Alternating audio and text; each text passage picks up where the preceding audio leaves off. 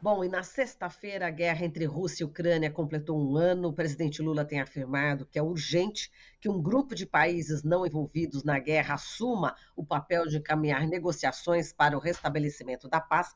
E é sobre esse assunto que a gente vai conversar agora com William Gonçalves, professor titular de Relações Internacionais da Universidade do Estado do Rio de Janeiro, UERJ. Olá, Williams, bom dia, seja bem-vindo. Bom dia, Marilu. Muito obrigado. Bom, Williams, vamos falar aqui sobre esse um ano, né, da guerra entre Rússia e Ucrânia. O presidente da Ucrânia, Volodymyr Zelensky, disse na sexta-feira que convidou o presidente Lula para visitar seu país e se reunirem pessoalmente para que, segundo ele, a Ucrânia seja bem mais compreendida na América Latina. Qual que é a sua análise, Williams, sobre o protagonismo de Lula nessa tentativa de paz no leste europeu? Bom, o presidente Lula, ele abriu uma discussão, né? Porque até agora só se falava em guerra. Os norte-americanos, né, o Joe Biden à frente, todo o tempo passou a municiar a Ucrânia, ao mesmo tempo em que pressionava os europeus para fazer a mesma coisa. De modo que o Lula ele entrou falando em paz, falando numa coisa diferente. É necessário, é necessário estabelecer a paz, é necessário suspender essa guerra, mesmo porque nós sabemos que a guerra se agrava, né, a cada momento que passa, porque os norte-americanos e os europeus eles estão fornecendo armas cada vez mais sofisticadas para o, os ucranianos e os russos igualmente usam as armas que têm, de modo que o risco dessa guerra extrapolar e envolver diretamente a OTAN é muito grande. Né? E, indiretamente, a OTAN está envolvida, municia a Ucrânia como se fosse um país da OTAN. Mas o risco de participar diretamente é muito grande. E depois que isso acontecesse, ninguém sabe onde poderia parar. Seria uma catástrofe, não é? Então, esse processo tem que ser detido. E o Lula deu o primeiro passo nesse sentido. Né? E é claro que, uma vez havendo feito isso, o Zelensky vai procurar exercer alguma influência, não é, a respeito, sobretudo porque o Lula inicialmente havia feito uma observação não muito favorável ao Zelensky. E claro que agora ele quer mudar a sua imagem diante do Lula, não é? Então é natural que isso aconteça, faz parte do processo. Exato, exatamente. Para o Lula, ele já tinha falado, né? Que é quando um não quer, dois não brigam, né? Então quer dizer que existia também uma crítica aí à Ucrânia, né, Williams? Claro, claro. Bom, nós sabemos, né, como essa guerra é, começou. A Rússia, à luz do direito internacional, não poderia ter invadido militarmente a Ucrânia. O que a Rússia fez foi o que, na verdade, as grandes potências têm feito ao longo do tempo. Mas a luz do direito internacional está errada. Mas, por outro lado, a Ucrânia não devia, né, haver se candidatado a membro da OTAN, etc. Então, é, a guerra começou por aí, mas tem que terminar. O Lula tem razão, né? Tem que terminar. Eu vejo as pessoas dizendo, mas ele não apresenta um plano. Ora, não é do estilo do Lula aparecer com um plano, não é? O que o nosso presidente oferece é toda a sua experiência política, eu diria, toda a experiência, principalmente sindical, não é? Que é o Uhum. de sentar as partes ao redor da mesa e perguntar: escuta, o que que você quer? E você quer o quê? E o que que você pode ceder? Não é? Essa é a experiência que ele tem para oferecer, e não um plano pronto, todo arquitetado. Olha, a paz virá desde que você abra mão disso, faça isso, e você por sua parte. Não, ele não é o que ele tem a oferecer. O que ele tem a oferecer é muita conversa, é muito conversa exaustiva, até que as partes começam a se cansar, né, da resistência e começam a ceder. É isso. Exato. E esse é o dom de Lula que faz ser o Lula, não é isso? Essa negociação, esse Exatamente. poder de negociação, né? E traz de Claro. volta também o Brasil no cenário internacional, de certa forma, né, Williams? Isso é muito Uhum. importante, porque um país das dimensões do Brasil, com a população do Brasil e com os recursos que o Brasil tem, não pode ficar à margem da política internacional. Não é? Porque se fica à margem da política internacional, se torna uma vítima da política internacional. Então, nós temos que apresentar nossas credenciais, temos que apresentar quais são os nossos interesses e participar ativamente. Né? E o Brasil não pode deixar de fazer isso. Somos muito grandes, né, para ficar à margem apenas assistindo. Exato. Agora, falando em interesses, né, interesses comerciais e também em relação à paz, né, o presidente Lula vai em março, né, vai à China, vai se encontrar com o presidente da China, Xi Jinping, já no dia 28, e ele vai tentar também convencer o presidente chinês a integrar esse grupo de países, né, com o objetivo de negociar o fim da guerra da Ucrânia, está sendo chamado já de Clube da Paz, né? E o governo chinês publicou, né, também na sexta-feira, num ano de guerra entre Rússia e Ucrânia, publicou um documento que pede também um cessar-fogo na região. E esse apoio da China, Williams, na sua opinião, tem um peso fundamental nessa negociação? Eu penso que sim, porque a capacidade da China de convencer o Putin a mudar um pouco a sua posição é maior do que a capacidade do Brasil. Por mais simpático e persuasivo que o Lula seja, né, o Brasil não tem instrumentos, né, não tem recursos concretos, objetivos para forçar o Putin a ser razoável, né, em tal ou qual ponto. E isso, em relação à China, é diferente. Né? Na verdade, a China tem sido um respaldo muito forte para a Rússia em todo esse processo. Né? Se a China tivesse ficado contra a Rússia, a situação seria muito diferente. Todas as sanções econômicas que aplicaram à Rússia, em certa medida ou em grande medida, elas se frustraram em virtude do apoio econômico da China e da Índia. Né? A Índia é um apoio mais discreto e a China, embora silencioso, mas um apoio mais forte. Portanto, se os chineses decidirem participar junto com o Brasil de uma maneira mais decisiva, mais ostensiva, né,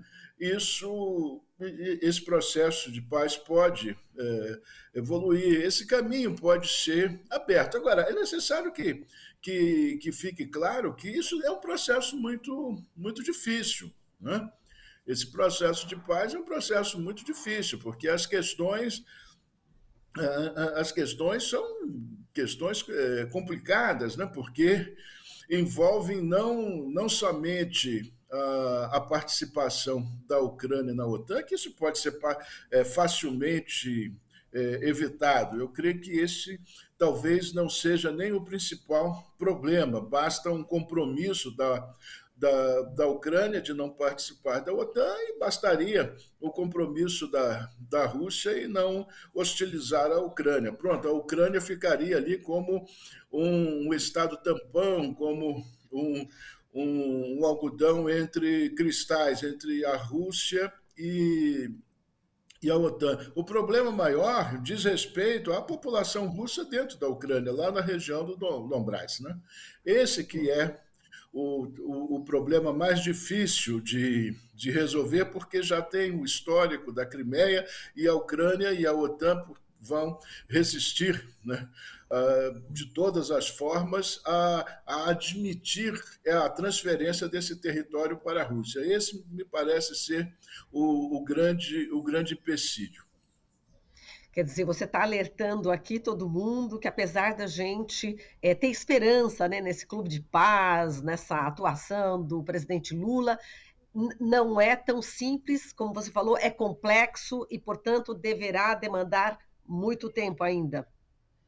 Sim, é um processo difícil, vai ser muito difícil negociar isso. Mas, voltando ao ponto que eu inaugurei aqui o meu discurso, a minha intervenção, né? Eu quero mostrar que a participação do Lula propondo a paz é muito importante, porque até agora todos só falavam em apoiar a guerra. Né? Sim.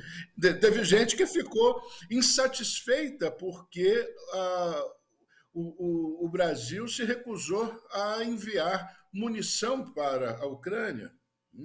A opinião, a opinião geral aqui, pelo menos a que se manifesta, a ostensiva, é em favor da Ucrânia.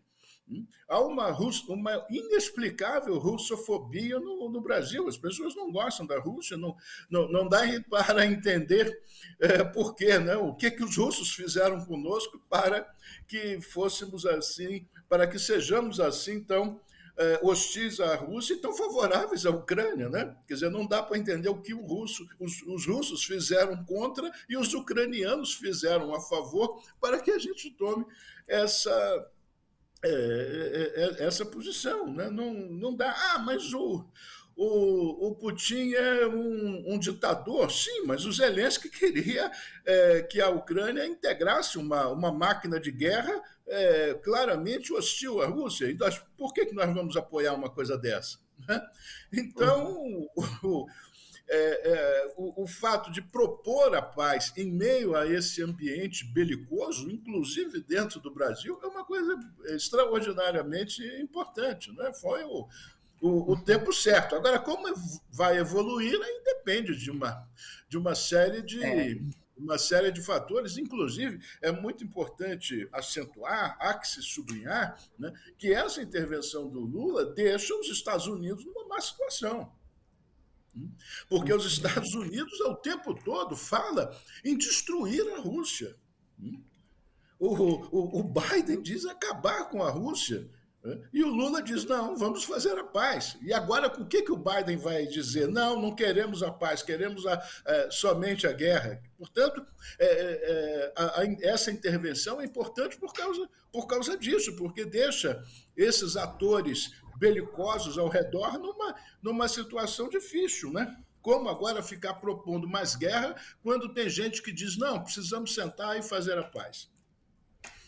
exato. E a gente percebe, né, na mídia, né, quando a gente vai pesquisar a respeito, né, sobre guerra entre Rússia e Ucrânia, a gente percebe alguns meios de comunicação já justamente fazendo um pró, né, pró-Estados Unidos, né, perguntando por que os planos de paz, como o de Lula, podem acabar favorecendo a Rússia, enfim, a gente percebe justamente um meio contra-ataque em relação a essa proposta de paz, né, e a gente vê também a Alemanha embargando exportação de blindados brasileiros, né, justamente porque o Brasil se negou a fornecer armamentos, né, nessa guerra. E esse embargo foi feito pela Alemanha porque detém também a propriedade intelectual de alguns componentes desse blindado brasileiro, né? Enfim, você percebe mesmo uma certa resistência à paz, não é isso, Williams? Marilu, nós temos um problema aqui no Brasil, né? Quer dizer, qualquer tentativa que os governos brasileiros, ao longo do tempo, fazem no sentido de ter uma atuação independente no meio internacional, de o Brasil ser um grande ator e apresentar os seus interesses nacionais, né, nós esbarramos em problemas dentro do Brasil, porque uma parcela significativa, né, obviamente majoritária, tem uma posição pró-norte-americana de princípio. Nós temos aqui um dispositivo pró-norte-americano que impede. Né? Não digo políticas anti-norte-americanas, não, eu digo políticas nacionais brasileiras. Nós temos essa dificuldade, né? O partido pró-Estados Unidos dentro do Brasil é muito forte. Então, nós caminhamos, independentemente do que faz o presidente, do que faz o Itamaraty, né? Há um bloco que não é só a mídia, é o mundo acadêmico, a intelectualidade, os militares, quer dizer, são pró-norte-americanos que impede, não é qualquer tentativa do Brasil de pôr em prática uma política externa independente. Veja só, o Lula fala em paz e começa a ser ridicularizado dentro do Brasil. Quer dizer, qual é o plano? Está pedindo qual é o plano que ele tem. Ele propõe a paz, mas não tem nenhum plano. Mas como? Queriam que ele apresentasse lá, reunisse todos, olha aqui, ó, você vai fazer isso, você vai fazer aquilo, está resolvido. Quem que já fez isso? Como é que se resolve uma coisa dessa assim? Né? Por causa disso, porque é uma posição pró-norte-americana de princípio, seja ela lá qual for. Apoiamos qualquer coisa que os Estados Unidos fazem. É uma posição antinacional inexplicável. Uhum. Bom, e agora a gente vai falar sobre os interesses, né, mesmo do Brasil, comerciais, com essa ida de Lula a Xangai, né, a China também. A gente tem a expectativa de quase 100 empresários brasileiros também viajem junto com Lula, né? E ainda a ex-presidenta Dilma Rousseff, né? Deve compor também essa comitiva, e justamente o que circula, né, as informações que circulam, é que ela poderia ser, né, a presidenta do Banco dos BRICS, né, que é o grupo de países formados aí por Brasil, Rússia, China, Índia e África do Sul. Como é que você vê também essa possibilidade, né, da presidenta Dilma ocupar esse cargo? Eu vejo isso com muita naturalidade, muita tranquilidade, como um ato de justiça, porque foi justamente no governo da presidente Dilma Rousseff, no encontro de Fortaleza, que foi criado o BRICS. Ela foi uma entusiasta da criação do BRICS e, na condição de chefe de Estado do Brasil, participou ativamente para criar o BRICS. Portanto, tem toda a legitimidade, tem uma identificação política com o Banco do BRICS. Né? Naturalmente que essa posição antinacional já começa a ridicularizar a Dilma, dizendo que ela não tem condições de ser presidente do banco, como se ela tivesse sido indicada para ser a gerente do banco. Ela não vai ser a gerente do banco, ela vai ser a presidente do banco. E o presidente do banco estabelece políticas para o banco e não fica atrás de um computador fazendo contabilidade. Essa é a coisa que a gente tem que colocar. E depois, a relação com a China é muito, muito importante. Né? É fundamental, porque do ponto de vista econômico, na dimensão econômica, a China é o principal parceiro dos Estados Unidos. É o país com o qual temos o maior volume de comércio, e os investimentos chineses no Brasil, né, em áreas estratégicas, né, superam todos os demais. Agora, nós precisamos sair disso. O governo Lula sabe, nós não podemos só vender soja e milho para os chineses. Esse papel não é o papel do Brasil. O Brasil não pode se acomodar a essa posição econômica colonial. Nós precisamos reindustrializar o país. Né? Precisamos criar emprego na indústria, porque o agronegócio tem os seus méritos. Não é? É importante para a pauta comercial, mas nós sabemos que o agronegócio ele é concentrador de renda, né? E não gera emprego na escala necessária para um país do tamanho do Brasil.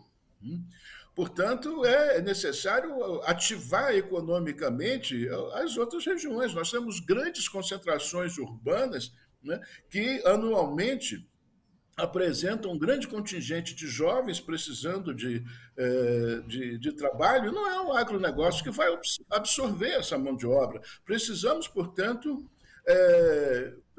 industrializar. Evidentemente que vem logo a turma que ridiculariza para dizer que a indústria já está superada. É claro que ninguém está falando da indústria dos anos 70. Estamos falando de uma indústria baseada em tecnologia avançada. E é justamente aí que a China pode ser um parceiro importante. Não é? Não os Estados Unidos, a China. A China, porque os Estados Unidos foram nosso parceiro por décadas e décadas, não é? E nunca contribuíram, né, efetivamente para o desenvolvimento do Brasil. Ao passo que a China pode. A China pode. Porque, da mesma forma que a China é importante para o Brasil, né, o Brasil também é importante para a China. Né? Essa é a questão. Essas exportações do agronegócio são muito importantes para a China. A China não pode desprezá-las. Então, nós podemos negociar perfeitamente. Uhum, E quando falamos em negociação, né, não uhum. temos, né, por enquanto, no Brasil, ninguém melhor do que o nosso presidente para fazer isso. Né? Portanto, eu classifico essa relação com a China, no momento atual, extremamente importante. Williams, a gente agradece demais aqui a sua participação. Muito obrigada, um abraço e até a próxima. Eu que agradeço a oportunidade, é sempre um prazer. Um bom dia para você, Marilu, a todos que nos assistem e até a próxima. Até mais. Falamos aqui com Williams Gonçalves, professor titular de Relações Internacionais da Universidade do Estado do Rio de Janeiro, UERJ.